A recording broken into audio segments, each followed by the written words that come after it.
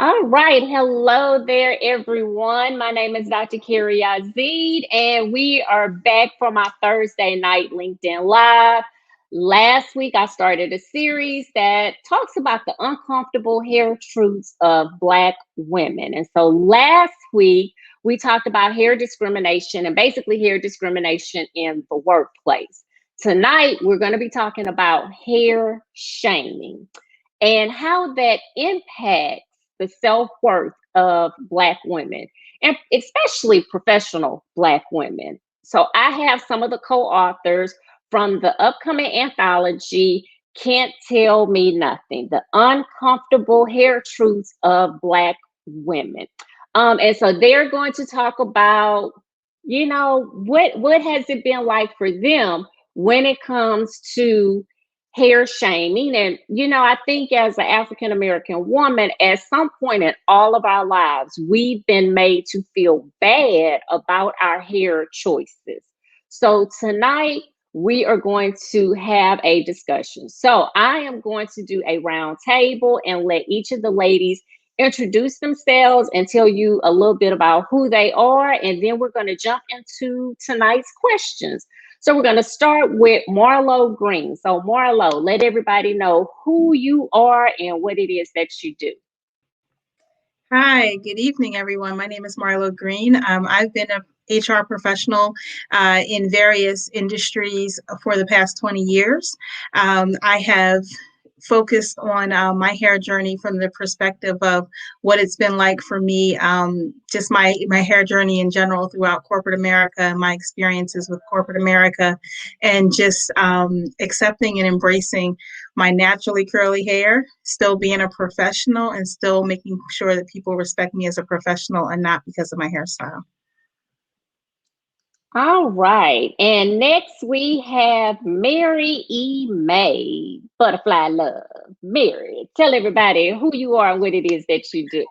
Good evening, everyone. I am a relationship therapist that focuses on like trauma, anxiety, and violence prevention. I'm a keynote speaker, and I do a lot of work around leadership development.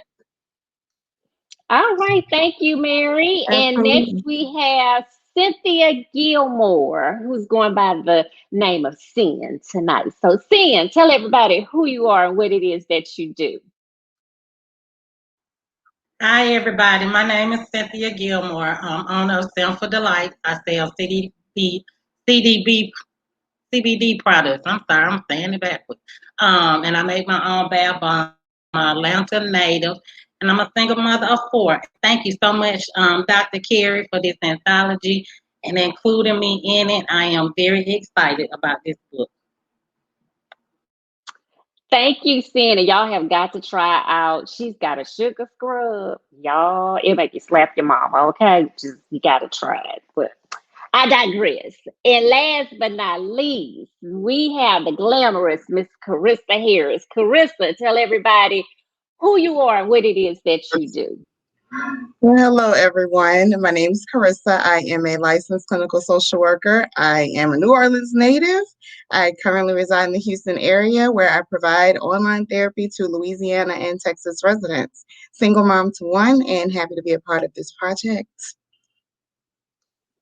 So y'all see, I got some therapists up in here that can help you get it all together. Okay. So after we talk about hair shaming, you got some people that you can tap if you having some issues that you need to resolve regarding your hair shaming throughout your life. So ladies, we're gonna go ahead and get started. And our first question for tonight is, how has your hair journey shaped your self-worth? So who wants to go first with this question? Not everybody all at once. Carissa? Well, I can start here. This is actually a great start for me. Um, I went through a phase of just a lot of self-discovery at the same time of reverting my hair back to its natural state. So for me, I just began to really fully embrace myself from head to toe, literally, because I did go through, in my younger years, I went through, just being self-conscious about my hair. I wore glasses. I was very thin. So there were a lot of other factors as to why I just really didn't love myself enough, or as much as I feel I could have. But once I got older, I think that transitioning, it just allowed me to build my self-worth and my self-discovery and just embrace me no matter what anybody else thought or felt. And I'm happy that I did that for me. So you said transition. So that was when you were transitioning from perm to going natural. Yes.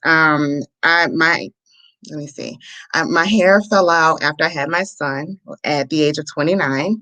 So it would be thin on the sides. I would get it cut. It would still fall out. I would try to shape it up. And then it just was not, I went through it. So from the perms to having adding color to my hair, or just trying to keep up with the styles financially, it can be expensive, especially once your hair is shorter. So that was another reason I was just like, well, let's see how the natural journey would look for me. A lot of people told me not to because my hair is so thick, and they would be like, well, no, I don't know, it's going to be really hard for you, and it just could be really tough trying to find products. Now, while I could say that it's been a journey, it has definitely not been easy, but I'm still happy that I did it, because I would have never known how much I would have loved my hair just that much more, and have healthy hair. Thank you. Thank you for sharing that, especially about like people telling you not to do it too. I think that happens a lot more often than we actually are willing to share with others, that we do have those people in the background telling us no, and they're the negative Nancy's, as I like to call them. So who else? How has your hair journey shaped your self-worth? Mary. So I would say that my journey was shaped probably in different seasons of my life in regards to self-worth, which starts with my lovely matriarch of the family on my mom's side. She had a certain image that was what she found to be appropriate and approvable. And so she was very critical.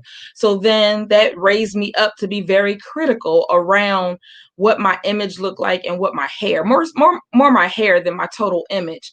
And then as I emerged into my young adulthood and even as professionals and doing speaking stuff, it was always this conversation about what hairstyle can you wear and what permission do you need from outside people around, how it is that you represent yourself. And I would find conversations that turned into arguments with colleagues because of the choices that I chose, which would make me question, well, am I wrong, or are they wrong, or like who's right? What is the right or wrong way to do? And so that always put me in a position to question the freedom of my hair. At this point, it's like, okay, what's on my calendar? What's on my calendar for the next few months? How is it that I want to represent myself? And so now I do however it is, but it is protective styles. So it's natural under the protective style. However, I may do something fancy like now. Thank you. And thank you for sharing too about, looking at your calendar and actually scheduling out your hair. Now everybody, when we talk about scheduling, is your social media content. But Black women, we schedule out our hairstyles too, based on what we have going on. And I know for me, like you said, Mary, like, there were times when it's like, okay, I can take a breather. I can wear braids. It's going to be okay. Nobody's going to say anything. Right. Okay. Oh, I'm going to need to go get a perm at this point because I got to do this, and this. Like I had a schedule of when I could breathe, when I had to put, I would say, my costume back on. I say that too. Yes. And go back into corporate America and perform. But when I could just breathe and be myself, but it was based on a schedule. So thank you for mentioning that. Marlo, you had your hand up. Yeah, so I'll say that my hair journey I have been actually without a relaxer for about 20 years. But the difference is that I straighten my hair every day. So I wasn't, I was using the flat iron, straightening my hair, curling my hair, got a whole technique going. But what happened was I was doing so much damage to my hair that it just looked fried and tired. And I just got tired of feeling unattractive or feeling unprofessional because it just you know how it is when you're flat ironing your hair every day and you got the shredded ends. That's the way I felt like I looked every day. And then finally when I got pregnant with my twins, I was just like, let me just start this. And then I would start and stop and start, but I would never go back to a relaxer. But my issue was the patience that it took, because I was like, look, I wore my hair natural for 2 days. Why isn't it curly? And why don't I look like that girl on TV? Because her hair is stunning. And so finally, I got to the point where in the last 2 years, I pretty much only wear my hair curly. Every now and then you'll catch me with it straightened, but that's usually right after I've come from the hairdresser and I've gotten a trim, and I've learned that shrinkage is real in my life, and I've accepted it. But that part of accepting that is accepting me as a natural person and understanding that I can still be beautiful in the space that I'm in. And I get so many compliments on my hair and my texture and my curls, and to the point where I'm like, do I really want to go to the hairdresser? I literally just canceled my appointment for tomorrow to get a trim because I'm like, I love how great my hair is looking right now. Like, it's been on and popping this week. So I'm gonna keep it like this. And then, we'll revisit this in a month. So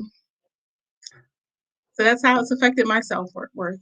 I love it. I love it. And thank you for your honesty of, saying that, well, I've been natural for 20 years, but I was like straightening it, we went through some different phases. And so sometimes people don't realize that even when if you're not putting chemicals in your hair is in a natural state. And that some people they don't have a perm, but they're blow drying, they're flat ironing, and some people still got the straightening combs going. I don't want to see another one of those in my lifetime. Just no, can't do it. But you are so right. And thank you for sharing like how it has really been a journey for you over 20 years. Like, I think you're the first person I've heard that's been that long. So kudos to you, Marlo. Big kudos to you. So, Cynthia, how has your hair journey shaped your self worth? And Carissa and Mary, I mean, all of you ladies, I love your hair. I've only been natural a little over 2 years. So I probably received my first chemical when I was like 9 or 10. And I went from the curl to the perm. I think I got a perm when I was like around 12 or 13. So, like we discussed before, I've always had the nappy hair. And people didn't, nobody liked doing my hair because it was so thick. And my dad was from Alabama, from back in the day. So he was a dark skinned man and he loved lighter skinned women or white women with long hair. So when I got with my dad, we used to fight about my hair. And I even got whippings about my hair because I would have to cut my hair sometimes because of the breakage and stuff. And he didn't understand. Everybody just didn't have long, luxurious. And I think once I started working as a teenager and started doing my hair for myself as a rebellion, I just kept cutting my hair. So then I was like, hey, I love my hair. I would get weave. I would do all kind of things. But, as we get older, life changes. I became a single mom. And as I had more kids, that wasn't always the priority, get my hair done. Through a time of depression because I certain things, because I was taking care of my kids. When I made a decision to go natural a few years ago, my daughter had been natural for years, and she taught herself how to train hair, and her hair grew very well. And she kept saying, "Mommy, you should try it." And I kept dealing with breakage. I had my stylist say I have a stress point in my the spot in my head. They would know when something was going on. It would just break. So, and at this time with that breakage, I almost like ball in this one particular area. So I said, okay, yeah, let me try it because I've been doing perms forever. And the first year was like real challenging for me because I miss changing my style. I still don't know what to do with this hair. I Sin and I have had this conversation before about her hair. Because actually when she was thinking about participating in the anthology, one of her concerns was like, well, will people be able to relate? And I could relate to her story, especially mine was a little the opposite. I had the light skinned mother and I had a dad. My dad, and I wouldn't even say my dad was dark skinned. He was just darker than my mom. And with him, my mom was like Sin's dad. Like she expected this long, luxurious, silky hair. Well, I took after my dad people. So mine was like thick, like they say Jesus hair looked like wool. Well, okay, then I'm a descendant of Jesus because I had the woolly hair. And my mom didn't know how to do my hair. And that became an issue. And I didn't realize that that impacted me back then because I wanted to emulate her. And no one ever told me like it's not going to happen because you don't have your mom's hair. You got your daddy hair. And she might need to have a conversation with your dad people to find out how to do your hair and just stop torturing both of you. But it took, I would say for me, I probably was in high school when I became rebellious and I started doing like the colors. And I will admit I was the Kool-Aid person where you could take a pack of Kool-Aid and dye your hair. I ain't got no shame in my game. Okay. So I had the Kool-Aid. So I had different hair color every week because Kool-Aid cost what, 25 cents? Then I figured out peroxide and you could bleach your hair with peroxide. So I tried that. So I had went through all the hair phases. But that was when, and I started to embrace my hair as an individual and realize that I wasn't my mom, but I also wasn't my dad, that I was me. And it was my hair and I could do what I want and I could change it up every week if I wanted to.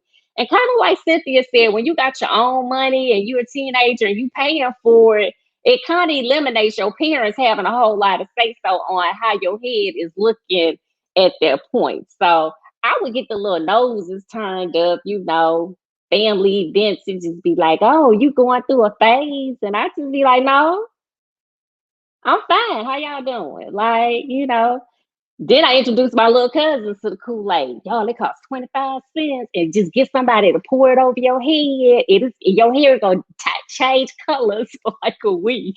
So, hey, I did what I had to do. But, everybody's journey is different. And how we, reach these points of, embracing who we are as Black women, as you can see, is different for each one of us. Like all of our journeys were different for us to get to the point that we are now. So thank you, ladies, so much for sharing. So let's see. Our next question is, how has your perception of your hair impacted you in the workplace?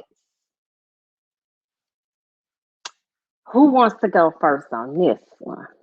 All right, Miss Marlowe, take it away. All right, I'll start with this one. So I talk about this a little in the book, but I will say is that I am a stubborn person. So my last experience at a previous job, and again I talk about this in the book, where the executive director of the board of directors, he pointed to my hair, and again I'm still trying to get my hair to the curl, to the stage that I wanted.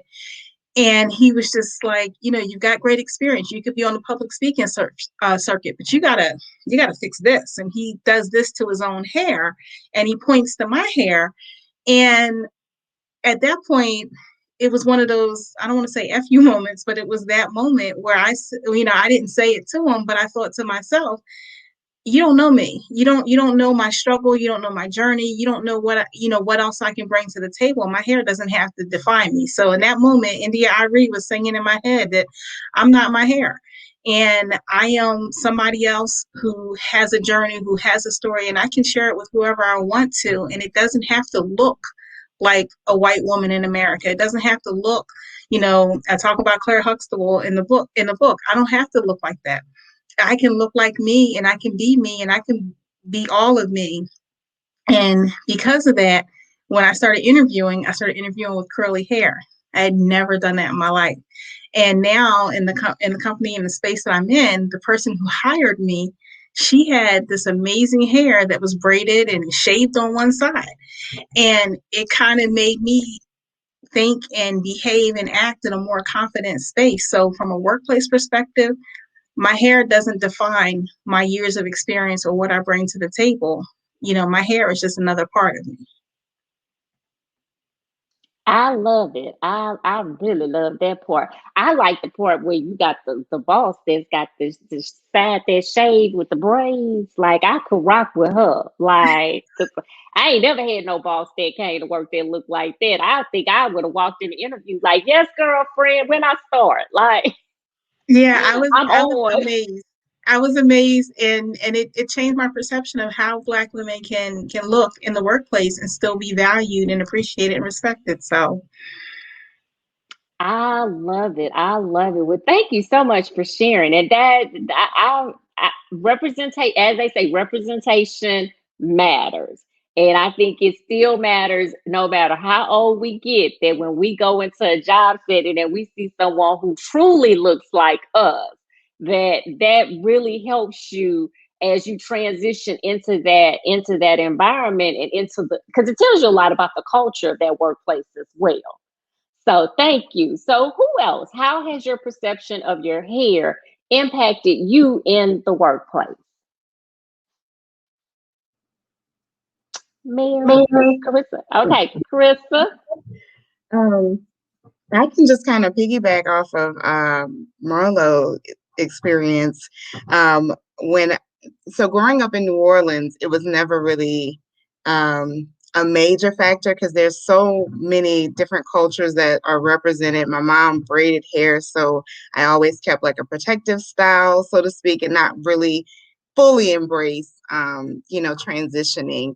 However, when I moved to Houston, and I was starting with an entire new affiliation, um, at the hospital. Uh, Affiliation, and I just was like, oh my goodness, here I am. I had this pixie style, and I'm deciding to go natural. What will they think? And I'm working hand in hand with doctors.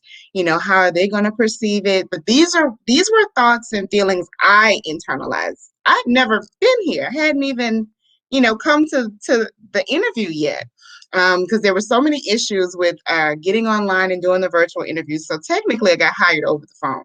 um, they had never seen me. So in saying that, when I got here, I saw so much diversity. And when I see, Black women who were in like these, prominent roles, and it's just like, oh, wow. And she has a head wrap on. I'm thinking, are we supposed to wear head wraps? Here I am worrying about my curls, but she has a head, a scarf on, and just everything was embraced. But it definitely allowed me to let my guard down because I was internalizing it as if my hair was not going to be good enough to be in the room or walk up the hall and enter, or be taken seriously, because I did want to grow with the organization until I grew out of the organization to do my own thing. But, it definitely shaped like my perception of what I thought I was going to receive was just very different from what I actually got. And I'm thankful for that, because I don't know if I would have moved somewhere else, how that would have been. But I'm glad I had a good experience. Oh yes, I love it. I love it. And let's see, Mary. So I was like listening, like thinking, okay, what was the perception? Well, I used to celebrate my hair appointment day. I still celebrate my hair appointment day. It's just a change in the conversation. So when I celebrated it and I was looking forward to my creamy crack day, that's how I used to refer to perm. Like, oh, I'm going to get my creamy crack. I used to celebrate it because manageability was coming behind that. But I would get judged by working in African American establishments that I was still subscribing to creamy crack. And I'm like, okay, but my productivity is fine. My leadership is fine. Like everything about my job is okay. Why are you questioning my crown? My crown, I just don't understand why we're having this conversation. However, I began to just understand. And when trying to prepare for media interviews is when I would say that my perception or my awareness of my perception in the workplace became more important because, as I said earlier, scheduling, okay, I could do this hairstyle for this 6 weeks because this is what's on my calendar. You never know when a TMZ or NBC 10 or like any of these people are calling you. And when they call you, they want you either that same day or within 48 hours. And that created the conversation with myself. Okay, what is this perception? How do I want to be on these outlets? And that be my brand.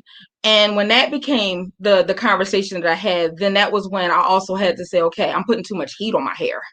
And to make sure that outside of working out and then my social enjoying, dancing and wherever aerobics type stuff. And then now I got to get ready for this interview. Okay, wait. Something about this hairstyle ain't working. I was still in the creamy crack world for a large part of that. But since not being in what I refer to as the creamy crack, the protective styles work for me. Or I might just have to go buy a girlfriend that's a wig and make it work out. But it's like, it is the first thought that comes to mind when a media outlet calls me. I'm like, okay, wait, what does my crown look like? Am I able, not the content that I'm going to bring forth and kill it. What does my crown look like? And can I make this happen within today to 24 to 48 hours?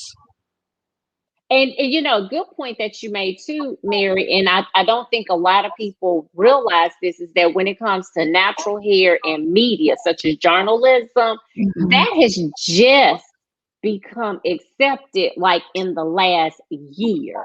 Like before then, you did not see, African American female broadcasters with natural hair or with their braids. And so we're starting to see more of that take place and it being more acceptable. But there have been stories of them saying, like you said, that they've been told that style is not acceptable for what we're doing, or viewers would send in nasty comments and and so there's this whole around the perception of, because someone made a comment, I think it's Kimani, and she's from Jamaica and she moved here to America. And so she was saying that in Jamaica, natural hair is accepted and it's frowned upon, when you put chemicals. But when she came to America, she noticed that it was pretty much the opposite. And so she was saying, I think if all women of color love and wear their natural hair, then it would force all to accept it.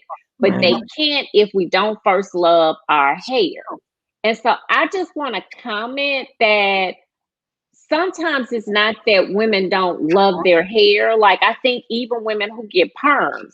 I mean, I've done perms, I've done natural, and I would go back and forth. And so it wasn't that I didn't love myself. It wasn't that I didn't love my hair, but I had to understand the culture of the environment that I worked in. And when you are a single mom, you got to figure out when to be rebellious and when to say, let me go pull out this wig. Like you said, let me go make my creamy crack appointment. And I'll have to, when the time is right, I'll make this transition. And it doesn't mean that you don't love yourself as a Black woman, but that's a difficult decision that you have to make when it comes to other people that are in your life and other obligations that you have. So I don't want people to walk away with this perception of, if you don't have natural hair, then you hate yourself or you hate your hair. Because that's definitely not the case. Another thing that you touched on, I think it was you, Mary, about the bullying. And another author talked about this in her chapter about how she was bullied for not conforming to kind of the natural hair. But her thing was like, I don't want natural hair. Like, that's not me. I can't do that type of maintenance, and I shouldn't be judged because I've made other decisions regarding my hair. Because at the end of the day, it's my hair. And you shouldn't make me feel bad because I want to go get a wig, or I want to do a weave, or I want to get a perm. So I think that's something we really have to keep in mind and be, conscious of as we have these discussions. So thank you so much. Let's see. Let's go to our third question.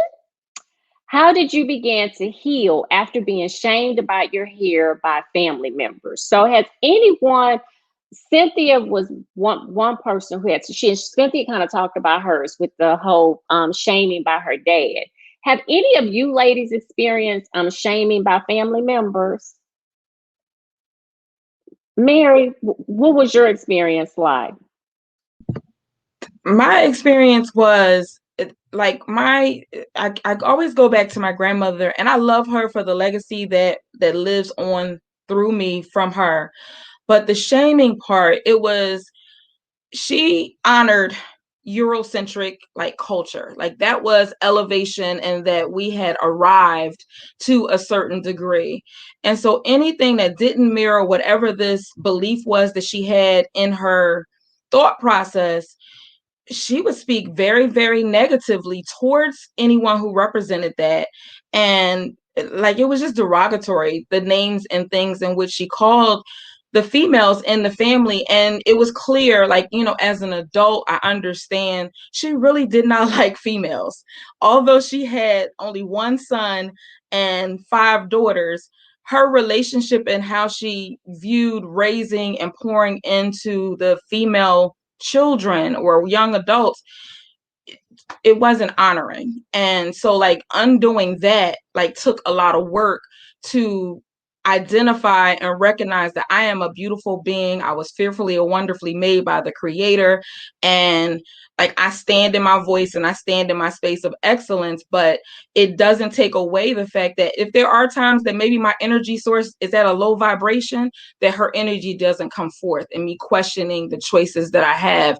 So it's like that shame and that needing to heal from, and that I'm speaking from childhood, like that's childhood, those Sunday dinners that I talk about in my part of the book, those Sunday dinners, it was really, really challenging knowing that you were walking into her throne, her house, and that was what was going to come from it. That I was going to be everything that was not the loving angel and granddaughter that I thought that I was. And she was consistent with that.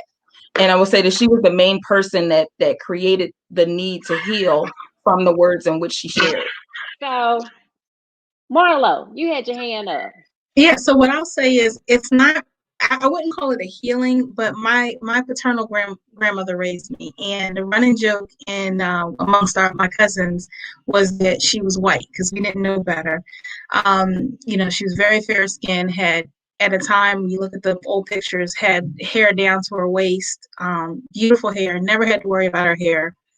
And by the time she got me, she had cut it all off. So hair was never a factor, but she was very judgmental about other any Black person's hair. If it wasn't perfectly coiffed, she was very judgmental. So she set the tone. But part of me growing into me and understanding was I had to reject some of her beliefs. And for me, it didn't mean I didn't love her, I didn't respect her.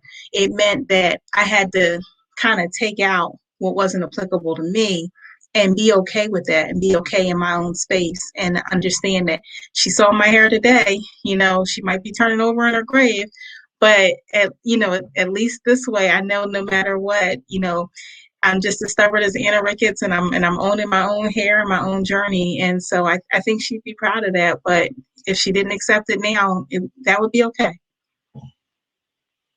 Yes, I definitely can relate to the light skin grandmother, and my grandmother was actually half white. So fortunately, the hair shaming didn't come from her. She didn't care how you look. You was a grandbaby. She loved all 30 of us. This big old family.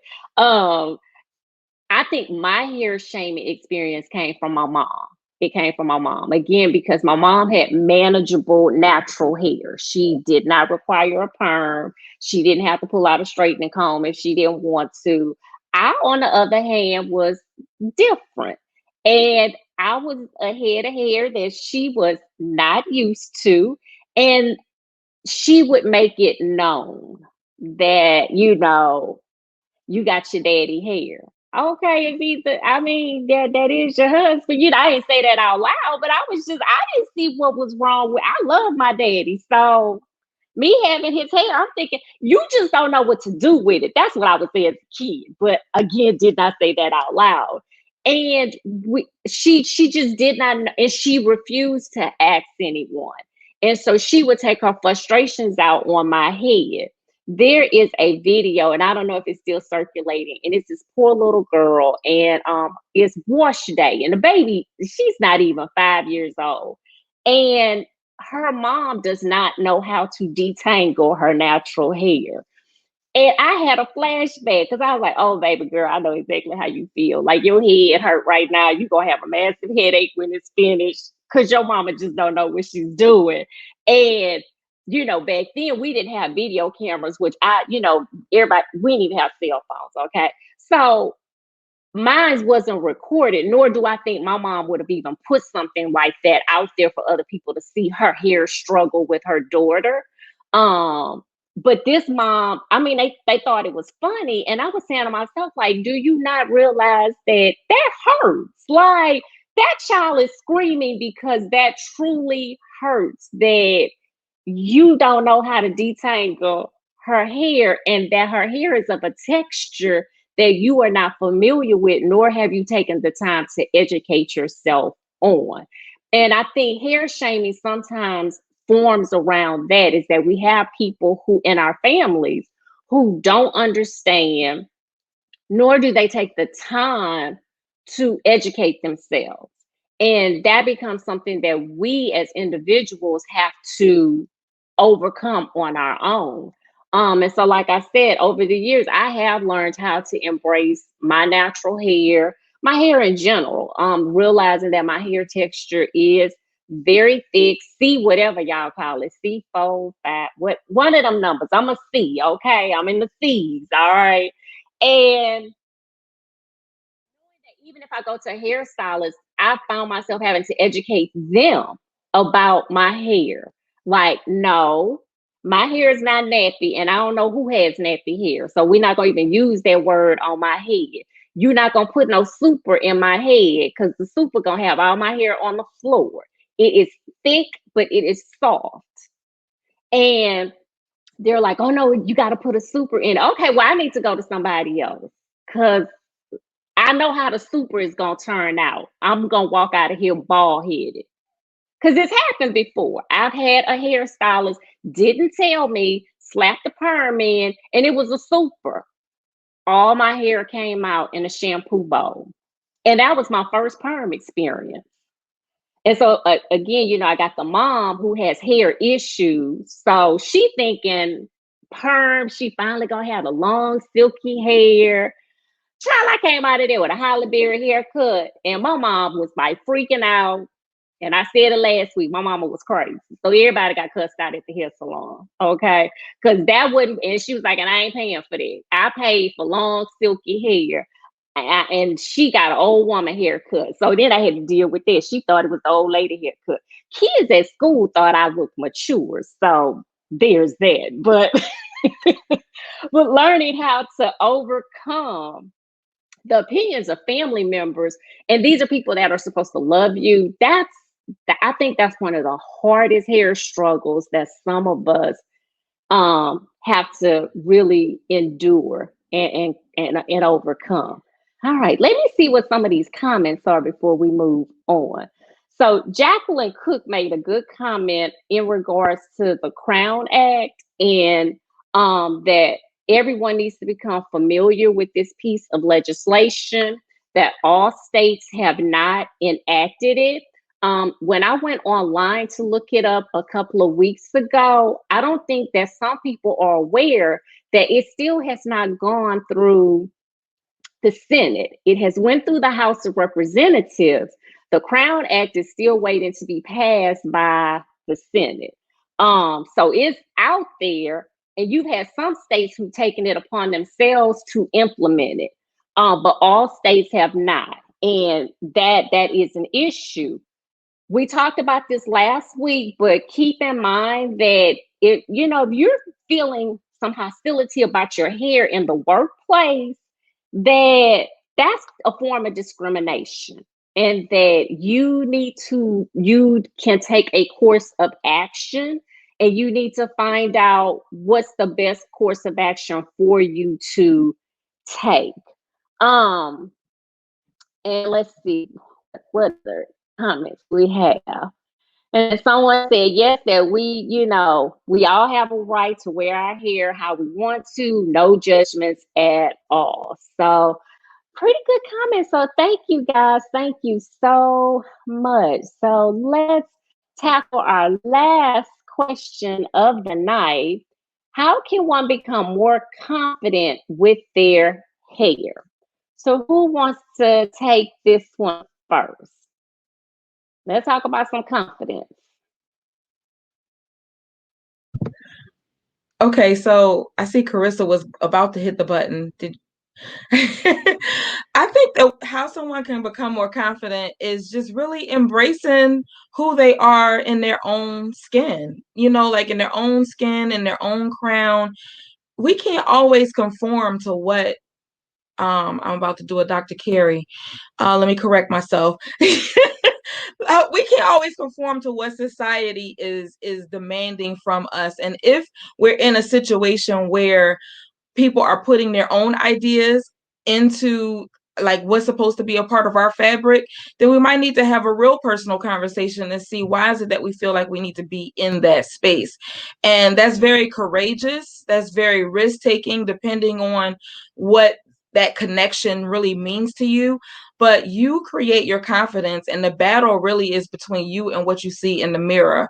And you need to really confront whatever it is about that understanding of yourself that is unrest and unsettled, and begin to identify who you are naturally, because your gift is waiting. The world is ready for you, and only you could deliver what the universe has been poured into you. So your confidence is in there. You just got to bring it up to the surface and just say, if they don't accept me, then this is not the place that my invitation is going to be granted, and be okay with that. Amen. Amen. And amen. If they don't accept it, you need to move on. That's it. That's for Dr. Yazeed. That move on. Don't sit there and entertain them people. And that includes family members. They can get eliminated too. Carissa, because you had your hand up. Yes, no, I agree. I think that, it starts with just understanding your why. If you want to continue with the creamy crack, or you want to go natural, whatever you want to do, the great thing that I love about just being a Black woman is that my hair is so versatile. I could shave it on the side and wear braids if I want to. I can put the jewels in. I can do what I want to do, because that is what allows me to just express myself from head to toe. But it does not dictate who I am, right? But the confidence within me is that I'm bold enough to do that. I'm bold enough to be in the room amongst people who may all be natural and I still have my perm, or vice versa. So just understanding your why you want to take a particular journey, I think is key.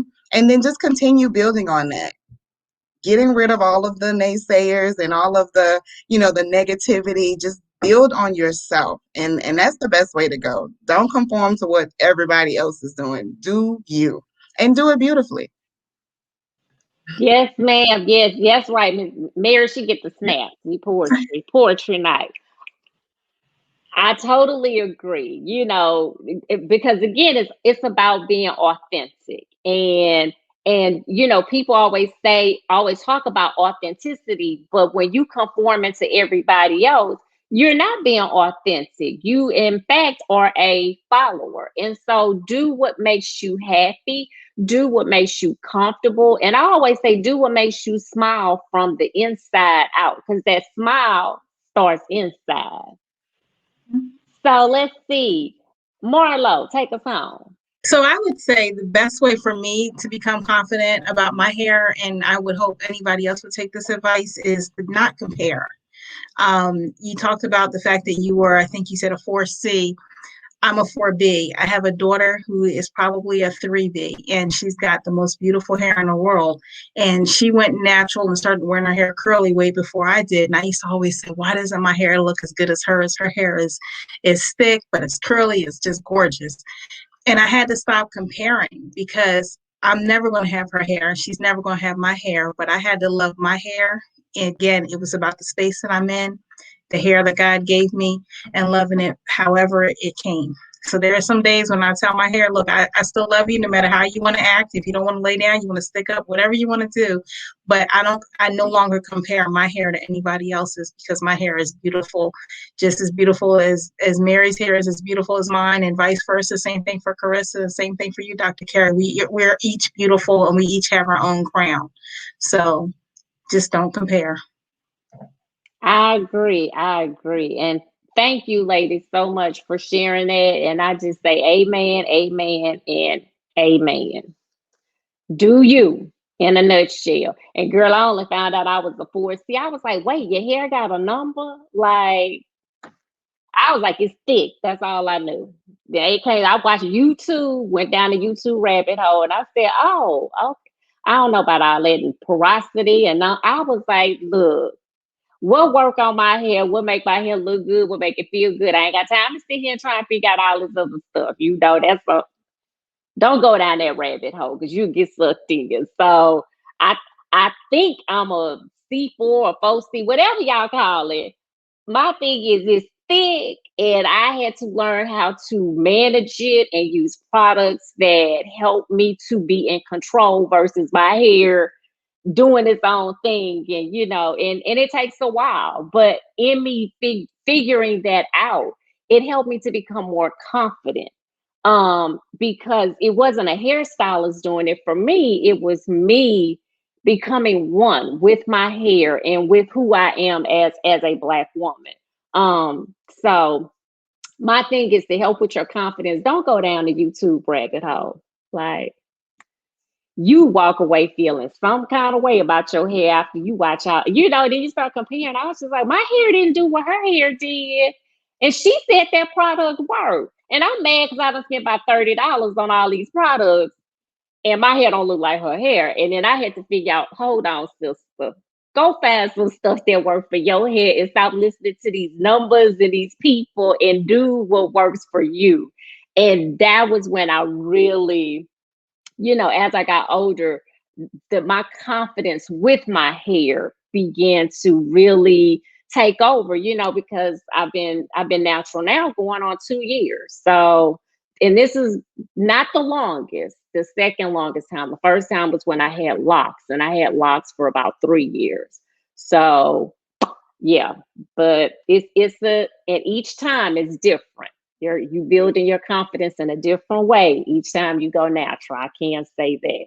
So, ladies, I want you to wrap up tonight. Let everybody know where they can learn more about you, and where they can purchase a copy of the book from you. And if you get a copy of the book from one of the contributing authors, it will be autographed. So, Marlo, where can they learn more about you?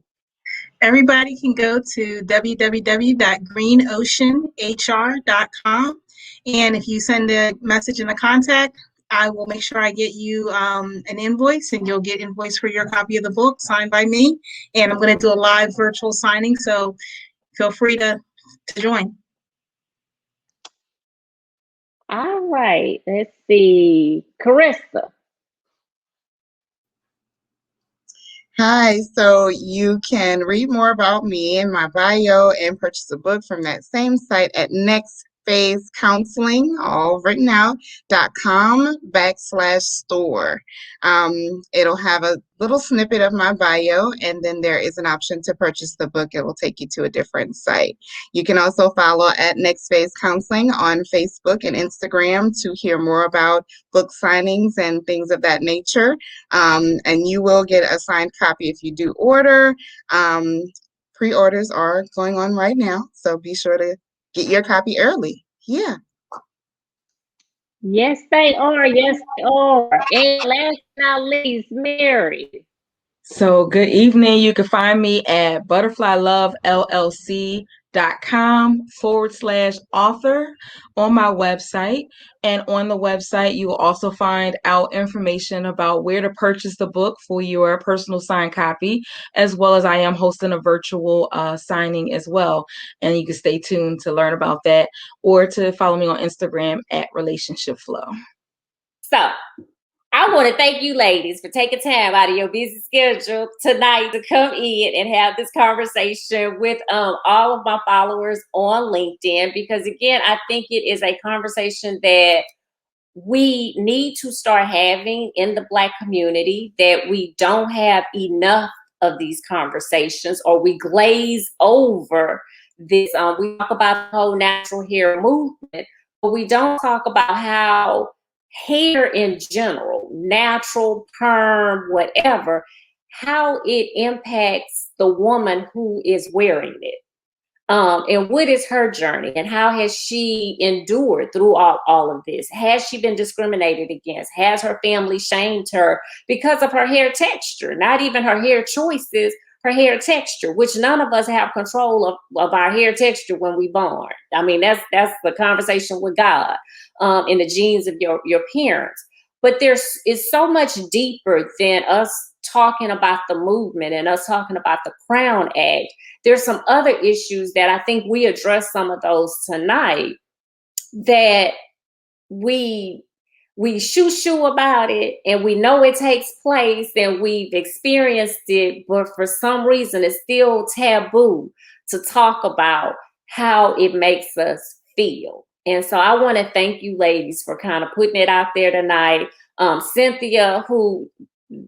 Cynthia got kicked out every time, y'all. She was trying to get back in. But I am glad Cynthia got a chance to share her story when she was on, and talking about the colorism, because colorism is real in the Black community, and we don't talk about that, and how it impacts that child who is experiencing the colorism, and then they grow up to be a beautiful Black woman, but she doesn't realize that she's beautiful because of the emotional beat downs that she had to take as a kid. So thank you, Cynthia, for sharing your story. And if you'd like to learn more about Cynthia, you can check Cynthia out. She is on Instagram, and so she's under Cynthia Gilmore. You can find her, and then her bath products are under Simply Cynthia.